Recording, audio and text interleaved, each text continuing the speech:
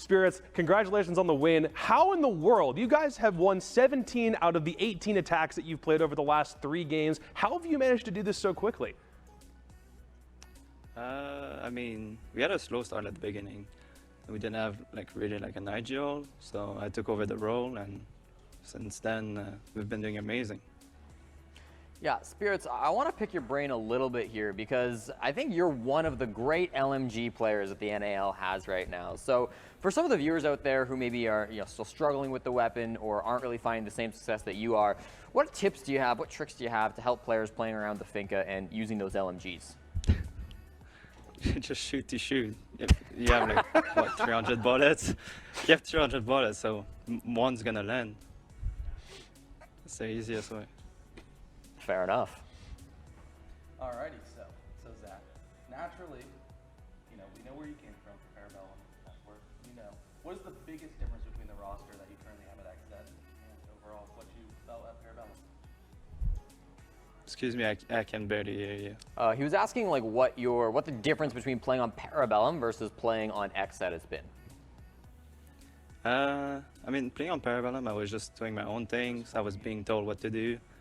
But now on XSET, I have my vision, and I share my vision to my team. So I have a lot to do, and I like it better. So I'm more I have to speak more. I have to everything I want to do is being done, and it's working out very well so far. So. Yeah, obviously everyone has different expectations for when they come into a new stage and what they're supposed to do, especially with you guys having 5 new players and a new coach. But so far, because of this streak of wins that you've had, is this kind of where you expected to be, or are you kind of ahead of the curve, so to speak? It's almost like you're getting further ahead than you expected this early. Well, we have high expectation on the team, and like I said, we had a slow start, but I think now we're figuring out we have to figure out what we needed to do and to be where we are right now. Because right now I think we're top 4, and we expect that to be around that top 5, top 4. Spiritz, I gotta pick your brain a little bit because you are now a French Canadian living in Vegas with a house full of Brazilians. How does this dynamic work when you guys are behind the scenes hanging out? Is there just a ton of Portuguese going on that you can't understand, or what's the vibes like? Well, there's technically 5 Portuguese on the team, so when they are together, they speak in Portuguese, and I can understand it a little bit, but I cannot speak it. Right, so, right. No, it's fun. It's fun. Everything is amazing. Well, thanks a lot, Spiritz. Congratulations again on the win. That makes the 3rd one in a row for this XSET core, and now we're starting to talk about some top 4 connotations for the future. So go celebrate this one. We'll see you tomorrow, hopefully. Thank you. Man, congratulations on this win. It seems like you guys are beginning to rack these up more consistently now. But talk to me about the theme park the theme park pick a little bit more. Was that more of a case where you figured it was good to go against a TSM team that was struggling, or did you like this map for other reasons? Yeah, a little bit of both. Obviously, there's 2 VODs on them, so they've been struggling a little bit on theme park versus OXG and Mirage. So we kind of could see some of their weaknesses a little bit, where we felt like teams were kind of doing that to us, being able to look at our maps. So yeah, it was just obviously it's a comfort map for us, and then just being able to expose kind of their weaknesses on that. I want to talk to you a little bit about what you just said with some of your maps being kind of exposed, because for the 3 new maps that we have added to the pool this stage, you guys actually hadn't played any of them until this game right here. So I know you're practicing them in the background and such, but is this something that you're trying to hide for maybe bigger games, or is it just that it hasn't come up so far?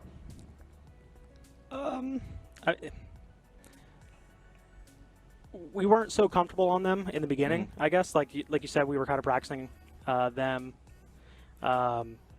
But when we go against these more top teams like the TSM, the SSG, the rest of our schedule pretty much, it's kind of we now kind of have to bust them out. And all of them, I mean, especially theme park today, right? It kind of showed we've been putting work on that map. We're definitely comfortable going to other maps. But yeah, it was kind of us practicing them and also them kind of being saved a little bit just for the other opponents. Yeah, and so going into a little bit more specifics on your side of the defensive side, as soon as sort of everything switched, all those rounds became incredibly close. Was there any sort of hecticness towards that last execute phase? I don't think so. I think the guys kind of realized that TSM was kind of attacking very slow. The ones that were hectic were, you know, they got opening picks on us, or you know, they were we were kind of fighting a little too early. The guys kind of like realized that during the timeout, especially like kind of calm down. Let's wait till the end game. The defense in general just gets hectic in this game, especially with all the grenades, the late rounds, and stuff like that. But no, the guys kept their cool, and we just kind of adjusted to how they were attacking us. Last one's a bit of an odd question, but as the latest team to now take down the current defending world champions, what's the thing that you can tell, at least from how this game went or from any other VODs that you've reviewed so far, that you think TSM's biggest weakness is? Probably the one thing that you can think of that would maybe help them in the future if they wanted to try to turn the ship around? I mean, obviously they're going to know a lot more than I am. They're on the inside, but they've always kind of kept a lot of the same stuff. Usually they don't kind of refresh their playbook a little bit. And I mean, you know, playing Theme Park today, it was a lot of the same things that we've kind of seen. And I mean, it's hard to kind of change things on the 6 days or whatever it was since the last time they played Notice. But yeah, just a lot of their stuff's kind of stale and easy to read into. But obviously, I mean, they won Invite. Obviously, the formula works. Empire does it in EU. But yeah, I think it's just easier sometimes for us NA teams who play them often to kind of figure them out. Well, it seems like that kind of familiarity was something that really helped propel you to the win today. Mint, again, congratulations on DZ's win. Go celebrate that one, and hopefully we'll see you tomorrow. All right, thank you very much. We got Yeti to talk to real quick to break everything down from his post in Las Vegas. My dude, it's always good to get the chance to talk to you. We didn't have the chance at all up until this point. It's great to see you. But talk to me specifically about what was so different in this matchup compared to the other 4 that propelled you guys to victory.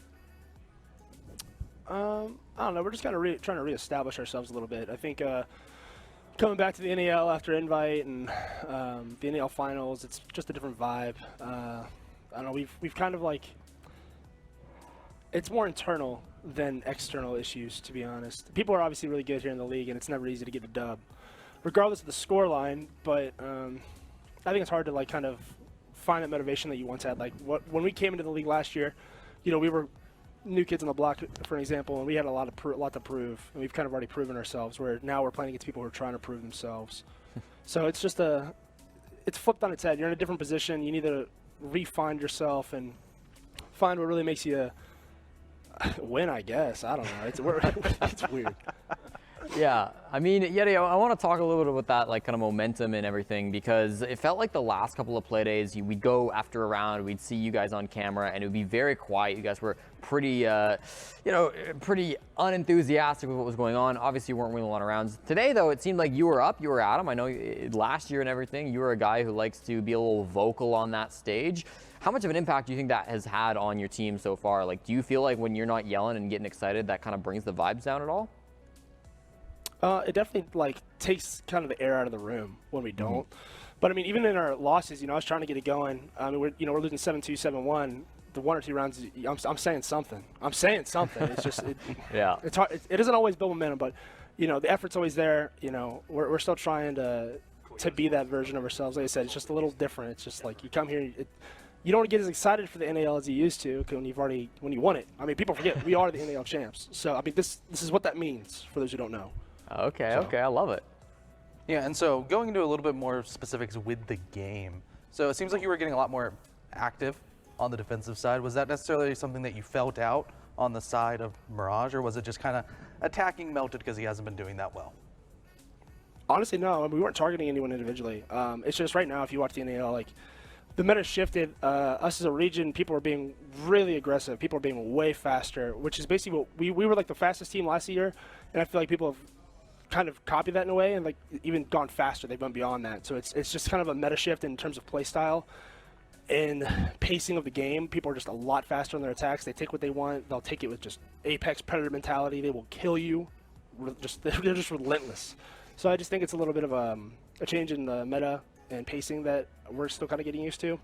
Because when you're playing against like Empire, they're super slow. You come and play against like Beast Coast and Mirage and all these other NAL teams, and they're fast as can be. It's just kind of like, okay, this is different. On that meta point, though, I remember like seeing some of the way that you guys played from the past week. specifically surrounding attacker repick when you guys are on defense, is that something that you've been able to like adjust to as of late, or is that something that you're still trying to figure out how you can most effectively use in the way that the Sonics play? I think the answer to that is map dependent. Like Oregon, for example, it's very no, we have not we've yet to do that. That's why we're getting smoked on Oregon. Fair. You can't just sit in the basement and bunker anymore. People can change their ops and they can bring everything. So you have to be able to apply pressure on defense where pressure is usually not applied or needed for that map, for example. But like Villa, for example, no, it's not that crazy because you're kind of naturally already applying pressure. You're forced to roam. You're forced to hold external areas. That make the attacker repick a little less valid, I would say. That's fair. And one final thing before we let you go. Obviously, we've known you guys have been in the slump for quite some time. It's great that you finally get a couple points under your belt and really start to recover at least a little bit of face so far. But if you had to like dispel a rumor, or there was something you saw online, like some reaction to the way that you guys were playing, anything that you want to dispel, something you want to clarify for everybody who's cheering you guys on at home? Well, I'll just say a lion doesn't concern himself with the opinions of sheep. I don't really look at Reddit. I don't really care what people have to say. We know what's going on in the team. We're still putting in the work to win games and try our best. That's all that matters. No, fair play. Congratulations on finally nabbing that first dub. It's good that the map win streak, or the map loss streak, has finally been broken. It's great to see you. Congrats on the win. Hopefully we'll see you tomorrow. Thanks, Jacob. Callout, congratulations on the victory. I think this is the first time I've had the chance to talk to you on the desk, so give me a little bit of the breakdown from your side of things. How have you been seeing this team come together over the past couple of weeks? Really it was kind of like that shift in play style that we had in the beginning of the season. Was loosening things up faster, more aggressive. Like, that was the biggest thing. With time, like, that's became more and more fluid as you've seen today. Like, it's a lot less sloppy kind of than it was, previous games, I would say. Overall, it's like, with more time, the better we're going to get, I think. Well, Callout, coming into this stage, your map pool has been incredible. It seems like you guys are really leaning into these new maps. Obviously, you look really good against Space Station on Border. You guys had a fantastic another map coming through on Skyscraper to start off this stage. So now you've played Theme Park. How does the strats come alive for these new maps? Is it you who's mainly coming up with these strategies, or is it another person on the team? What's the development process like there? It's kind of a team effort. For Theme Park in specific, like, these guys had a really good Theme Park before, like, I joined, so we kind of like took some of their old stuff and then, we modernized it, I guess, to like the current meta. When it came to Skyscraper, we did something. It was a brand new map, so we kind of took in, like, it was each person we actually had. I think Dave mentioned this in his last interview. Like, they all each made their own strat to kind of like get those guys like in the mentality of like how the map works, kind of get them like in the lobby, drowning and stuff like on their own. Wow. And then we would go through and critique it as a team. Border, that was more so, I made most of the border stuff and the team critiqued my stuff, and we kind of, overall I'd say it's a team effort. Individuals have ideas and then we all kind of poke holes in it. Alrighty, and so my big question for you is, naturally, you've only been at with Astralis for a very short amount of time, but who has grown the most in that small period? Like, you're talking about as like one of the players? Mm-hmm. So what you're asking? Yes. Probably Shuttle. Like since I joined, like what he is now, Shuttle's a great leader for the team. He's one of those guys you wouldn't expect out of all the time, but he's really stepped up.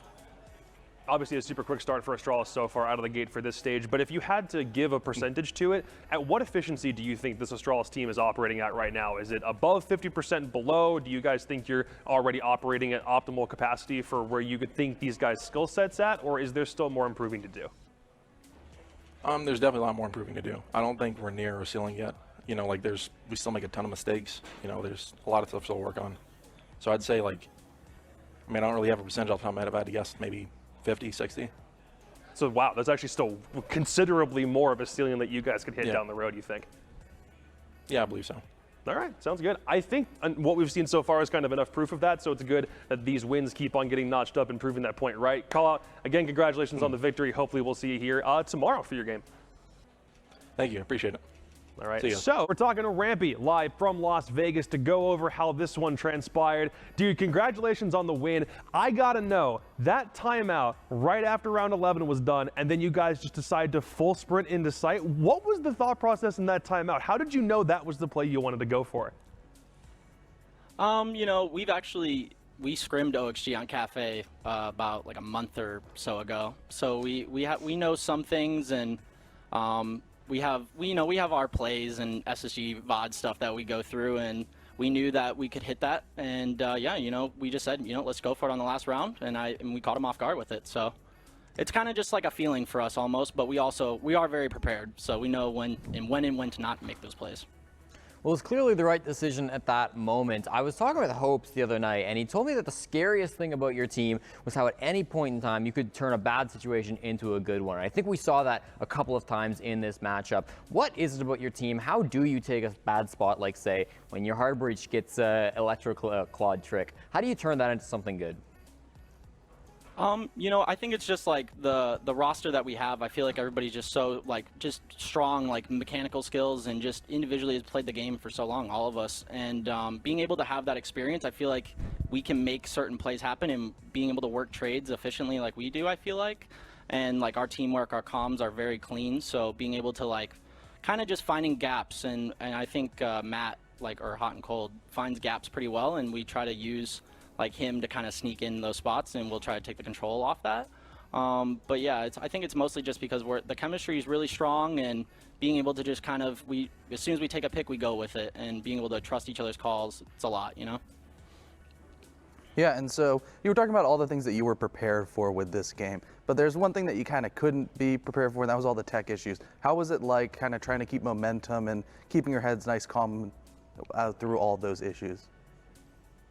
Yeah, I mean, honestly, at first it kind of helped us because we started down 1-2, so being able to kind of reset us a little bit and kind of get us back into it. So I guess it worked against OXG at the start.